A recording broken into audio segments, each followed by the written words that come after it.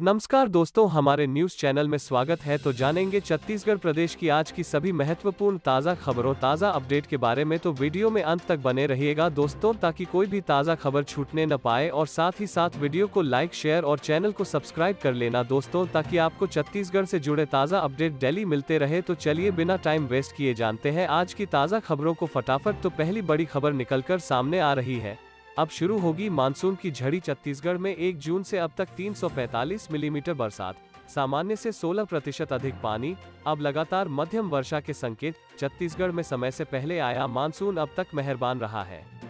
1 जून से अभी तक 345 मिलीमीटर बरसात हो चुकी है। यह सामान्य से 16% अधिक है। मौसम विभाग ने आज कुछ स्थानों पर भारी वर्षा और वज्रपात की आशंका जताई है। कल से कई स्थानों पर लगातार वर्षा की झड़ी लगने के संकेत मिल रहे हैं। प्रदेश में गरज चमक के साथ 1-2 स्थानों पर वज्रपात होने तथा भारी वर्षा होने की संभावना है। मौसम पूर्वानुमानों के मुताबिक 11, 12 और 13 जुलाई को भी प्रदेश के कुछ स्थानों पर भारी बरसात और वज्रपात की मध्यम स्तर की चेतावनी जारी हुई है। मौसम विज्ञानियों का कहना है कि 11 अगस्त से प्रदेश के अधिकांश स्थानों पर रुक रुक कर हल्की से मध्यम वर्षा होते रहने की संभावना बन रही है। इससे हवा में नमी बढ़ी रहेगी। छत्तीसगढ़ में मानसून का आगमन सामान्य तौर पर 16 जून माना जाता है, लेकिन इस साल इसकी शुरुआत 9-10 जून की रात से हुई है। उसके पहले से ही यहां मानसून पूर्व बरसात होने लगी थी। मौसम विभाग के आंकड़ों के मुताबिक 1 जून से 9 जुलाई तक प्रदेश के 3 जिलों में औसत से बहुत अधिक बरसात हुई है। सुकमा जिले में इस सवा महीने में बरसात का सामान्य औसत 271 मिलीमीटर है। इस बार 659 मिलीमीटर बरसात हो चुकी है। यह 143% अधिक है। बेमेतरा में सामान्य बरसात 273 मिलीमीटर है, लेकिन वहां 464 मिलीमीटर पानी बरस चुका है। बलौदा बाजार में 68% अधिक बरसात हुई है। वहां 250 मिलीमीटर औसत बरसात की जगह अब तक 421 मिलीमीटर बरसात हो चुकी है। रायपुर जिले में भी 331 मिलीमीटर बरसात हो चुकी है। अगली बड़ी खबर है, युवक का हाई वोल्टेज ड्रामा, टावर पर चढ़कर किया ये। जांजगीर चांपा जिले के कोमा गांव में उस वक्त हड़कंप मच गया जब एक युवक हाईटेंशन टावर पर चढ़ गया। युवक की हरकत देख धीरे धीरे पूरा गांव पहुंच गया।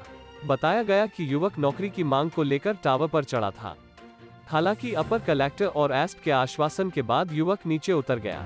मिली जानकारी के अनुसार मामला डभरा थाना क्षेत्र का है, जहां एक युवक का जमीन अधिग्रहण किया गया है, लेकिन उसे नौकरी नहीं मिली है। इसी बात से नाराज होकर युवक शनिवार को हाईटेंशन टावर पर चढ़ गया। अगली बड़ी खबर है, सुरक्षा बलों के साथ हुई मुठभेड़, सीआरपीएफ के जवानों को बनाया निशाना। अनंतनाग सुरक्षा बलों के साथ हुई मुठभेड़ में 2 आतंकी ढेर हो गए हैं। आतंकियों ने पुलिस और सीआरपीएफ के जवानों को निशाना बनाकर हमला बोला था, जिसके बाद सुरक्षा बलों ने जवाबी कार्रवाई में शनिवार को आतंकियों को मार गिराया। जम्मू और कश्मीर के अनंतनाग जिले के कवारीगाम का मामला है। दरअसल सुरक्षा बलों को इनपुट मिला था कि एक गांव में आतंकियों को देखा गया है। जब जम्मू कश्मीर की पुलिस और central reserve police force CRPF के जवानों ने गांव में दस्तक दी, तभी आतंकियों ने उन्हें निशाना बनाकर फायरिंग शुरू कर दी। दोपहर से शुरू इस मुठभेड़ में आतंकियों को जवानों ने ढेर कर दिया। साथ ही अगला ब्रेकिंग न्यूज है, टोक्यो ओलंपिक जीतने वाले खिलाड़ियों पर होगी इनामों की बौछार, इस राज्य सरकार ने किया ऐलान। दिल्ली टोक्यो ओलंपिक 2021 में स्वर्ण पदक जीतने वाले खिलाड़ियों को 3 करोड़ रुपए देने का ऐलान किया गया है। टोक्यो ओलंपिक 2021 से ठीक पहले दिल्ली सरकार ने प्रदेश के खिलाड़ियों को बढ़ावा देने और प्रोत्साहित करने के लिए एक शानदार योजना बनाई है। जो खिलाड़ी स्वर्ण पदक जीतेगा उसे 3 करोड़ रुपए, रजत पदक जीतने पर 2 करोड़ रुपए व कांस्य पदक जीतने पर 1 करोड़ रुपए की राशि देकर सम्मानित किया जाएगा। इसके साथ ही पदक जीतने वाले खिलाड़ियों के कोच को भी 10 लाख रुपए की राशि दी जाएगी। दिल्ली की ओर से ओलंपिक खेलों में देश का प्रतिनिधित्व करने वाले खिलाड़ियों में मानिका बत्रा, दीपक कुमार, अमोज जेकब और सार्थक भांबरी शामिल हैं। इसी बीच अगली बड़ी खबर निकलकर सामने आ रही है, मौसम मेहरबान तो खाद ने रुलाया। छत्तीसगढ़ में जरूरत की 45% खाद ही पहुंची, किसानों को भारी पड़ सकती है बोनी में देरी। छत्तीसगढ़ में इस साल मौसम मेहरबान दिख रहा है। जून की शुरुआत से ही प्रदेश के अधिकांश जिलों में अच्छी बरसात हुई है। इसके बावजूद बोनी में देर हो रही है। सामने आया है कि यह खाद की कमी के वजह से भी हो रहा है। सरकार का कहना है, प्रदेश की मांग की तुलना में अभी तक 45% ही खाद पहुंच पाई है। कृषि संचालनालय के मुताबिक खरीफ सीजन के लिए केंद्र सरकार से 11,75,000 मीट्रिक टन रासायनिक उर्वरकों की मांग की गई थी। अभी 7 जुलाई तक मात्र 5,26,000 मीट्रिक टन रासायनिक खाद मिल पाई है। यह मांग का केवल 45% हिस्सा है। कम आपूर्ति की वजह से प्रदेश में रासायनिक खाद की किल्लत बनी हुई है। बीते 6 वर्षों की तुलना में इस साल खरीफ सीजन के लिए छत्तीसगढ़ राज्य को अब तक रासायनिक उर्वरकों की आधी अधूरी मात्रा ही मिल पाई है। यही वजह है कि राज्य में किसानों की मांग के अनुसार रासायनिक उर्वरकों की पूर्ति में दिक्कत हो रही है और खरीफ की खेती प्रभावित होने की आशंका उत्पन्न हो गई है। खाद की इस किल्लत का असर मैदान में भी दिखने लगा है। कई जिलों की सहकारी समितियों में समय से खाद उपलब्ध नहीं हो रहा है। फिंगेश्वर क्षेत्र के किसान और अखिल भारतीय क्रांतिकारी किसान सभा के राज्य सचिव तेजराम विद्रोही बताते हैं, खुले बाजार में रासायनिक खाद का दाम बढ़ गया है।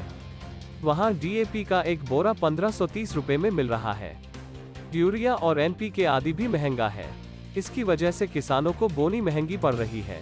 अगला अपडेट है, यूपी में जनसंख्या नियंत्रण का ड्राफ्ट तैयार। 2 से ज्यादा बच्चे हुए तो सरकारी नौकरी नहीं, चुनाव लड़ने पर भी रोक, कानून मानने पर प्रमोशन और टैक्स में छूट। उत्तर प्रदेश की योगी सरकार ने जनसंख्या नियंत्रण कानून का ड्राफ्ट तैयार कर लिया है।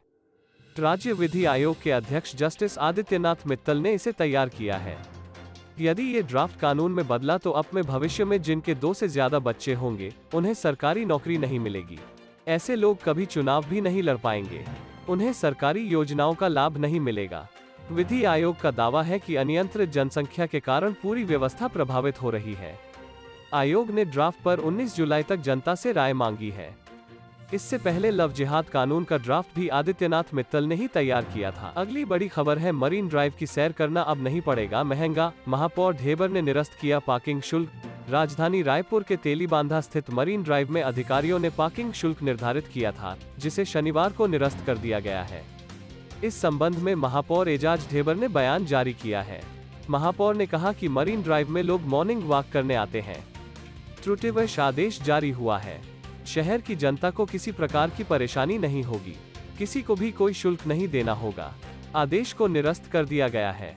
आने वाले समय में पार्किंग की व्यवस्था की जाएगी। बता दें कि नगर निगम के द्वारा कल ही आदेश जारी किया था। 2 पहिया वाहन के लिए 12 रुपए और 4 पहिया वाहन के लिए 24 रुपए का पार्किंग शुल्क अदा करना होगा। हालांकि अब इस आदेश को निरस्त कर दिया गया है। शनिवार रविवार की शाम यहां 10,000 के करीब लोग पहुंचते हैं। तालाब के सामने की सड़क पर 50 से ज्यादा फूड स्टॉल और फूड आउटलेट हैं जो देर रात तक गुलजार रहते हैं। अगला अपडेट है, सीएम भूपेश बघेल की मासिक रेडियो वार्ता लोकवाणी का प्रसारण 11 जुलाई को विकास का नया दौर पर होगी केंद्रित। मुख्यमंत्री भूपेश बघेल की मासिक रेडियो वार्ता लोकवाणी की 19वीं कड़ी का प्रसारण 11 जुलाई रविवार को होगा। मुख्यमंत्री भूपेश बघेल लोकवाणी में इस बार विकास का नया दौर विषय पर प्रदेशवासियों से बातचीत करेंगे। लोकवाणी का प्रसारण छत्तीसगढ़ स्थित आकाशवाणी के सभी केंद्रों, एफएम रेडियो और क्षेत्रीय समाचार चैनलों से सुबह 10:30 से 11 बजे तक होगा। अगली बड़ी खबर है, किसानों को राहत। राजीव गांधी किसान न्याय योजना के पंजीयन के लिए नहीं लगेगा नोटरीकृत आवेदन, कलेक्टरों को निर्देश। रायपुर। राजीव गांधी किसान न्याय योजना के तहत किसानों को पंजीयन में किसी तरह की परेशानी न हो, इसके लिए राज्य सरकार ने कलेक्टरों को निर्देश दिए हैं।